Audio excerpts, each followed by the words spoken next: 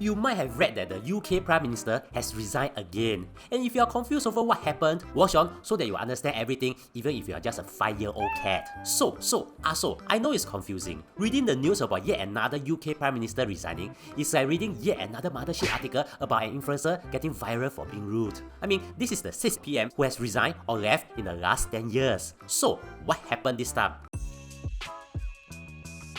The string of resignations started with David Cameron back in 2016 after he has been PM for over 6 years. He resigned due to Brexit and Theresa May took over but resigned 3 years later due to Brexit too. Boris Johnson took over for 3 years and resigned due to many things you have known about. Letizia took over for 44 days before Rishi Sunak took over, but he left after about 2 years as his party lost the general elections in 2024 and Keir Starmer took over. But here's the thing, about 2 years later, Starmer has just officially announced his resignation too. On 22nd June 2026, British Prime Minister Keir Starmer stood outside his official home at 10 Downing Street and announced he is resigning. And it's not just that, he's stepping down as leader of the governing Labour Party and will leave office within weeks, about 2 years after being elected in a landslide general election. He will remain in the job as a caretaker until a new leader is chosen. The announcement clears the path to power for Starmer's likely successor, Andy Burnham, the popular ex-mayor of Greater Manchester who scored a return to Parliament last week. I know you're confused, because didn't they just have an election in 2024? How come another person is being elected? Later I'll explain. Anyways, this Andy Burnham announced on Monday that he will be putting himself forward for the party leadership and therefore likely to be the new Prime Minister. Now, I know what some of you are thinking.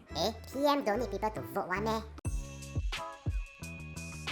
Here's the thing, the UK system works just like the Singapore system. The people don't directly vote for the Prime Minister. Instead, citizens vote for their local Member of Parliament, or MP. Whichever political party wins the most seats gets to form the government, and the leader of that winning party becomes the Prime Minister. So the PM's job is tied to being the leader of the ruling party. I mean, in Singapore, it's the same. We vote for our MP, like Lawrence Wong, and the party with the most seats form the government, like the PAP. And since Lawrence Wong is the leader of the party, he's our PM lah.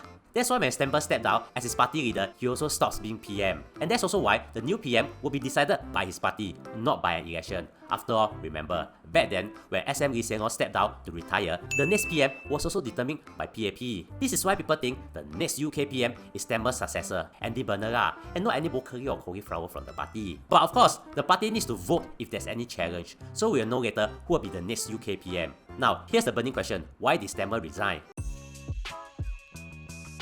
If you're looking to advertise your business in this channel, we can help you. There are guaranteed views and many big brands have trusted us. Just click on the link in the description.